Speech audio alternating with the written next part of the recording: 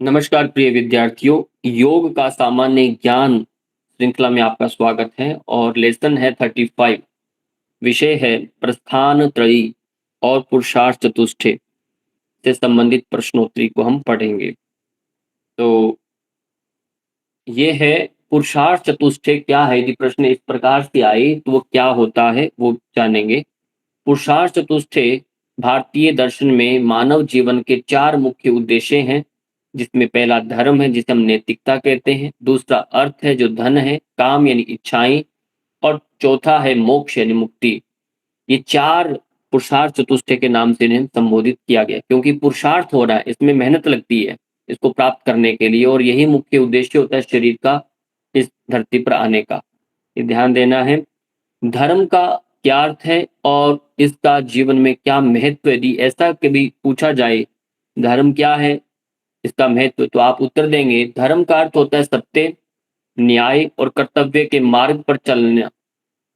जो सत्य नहीं बोलता, न्याय से नहीं चलता और सत्य यानी कर्तव्य जो उसके अपने हैं उसका पालन नहीं करता, तो वह धार्मिक नहीं है। यह मानव जीवन को नैतिकता और अनुशासन प्रदान करता है और अन्य पुरुषार्थ जैसे अर्थ, काम और मोक्ष का आधार बनता है।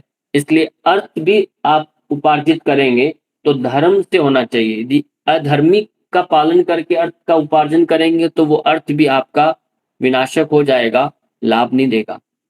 तो ये क्रम है, इसलिए कहा ये धर्म जो है इन तीनों आगे पुरुषार्थों का आधार बनता है।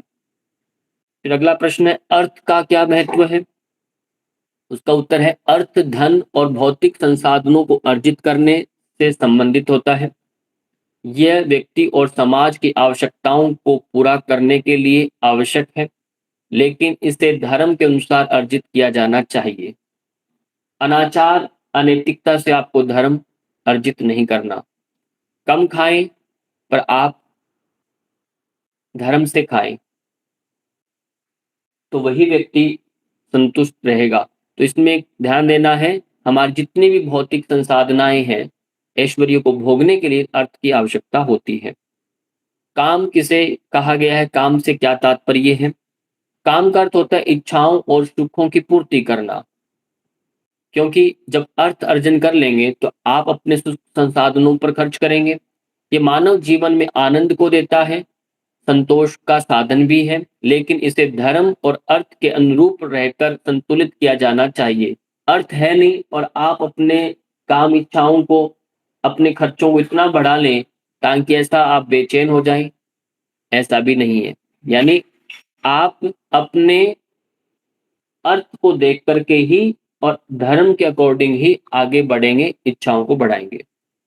नेक्स्ट है मोक्ष का उद्देश्य क्या है।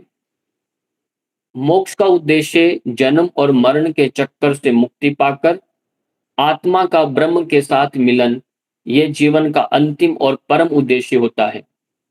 ये ध्यान देना है।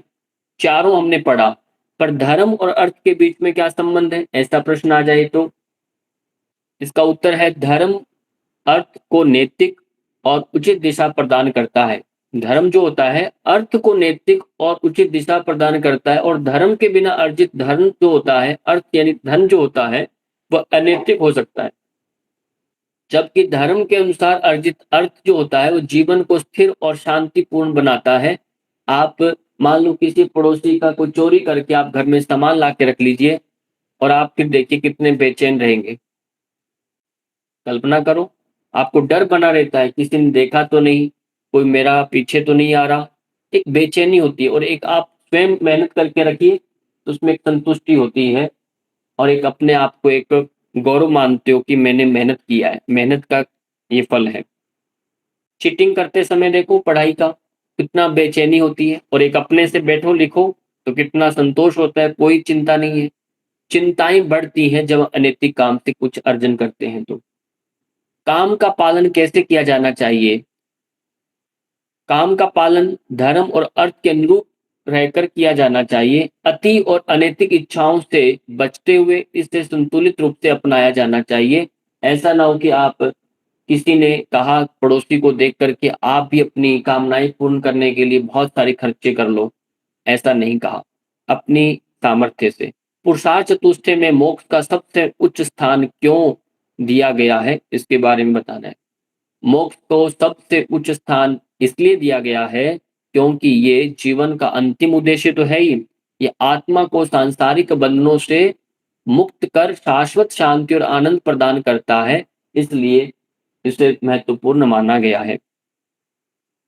और पुरुषार्थ चतुष्टय का उद्देश्य क्या होता है, डायरेक्टली ये पूछा जाए तो पुरुषार्थ चतुष्टय का उद्देश्य मानव जीवन को संतुलित करना है, नैतिक और उद्देश्यपूर्ण बनाना है।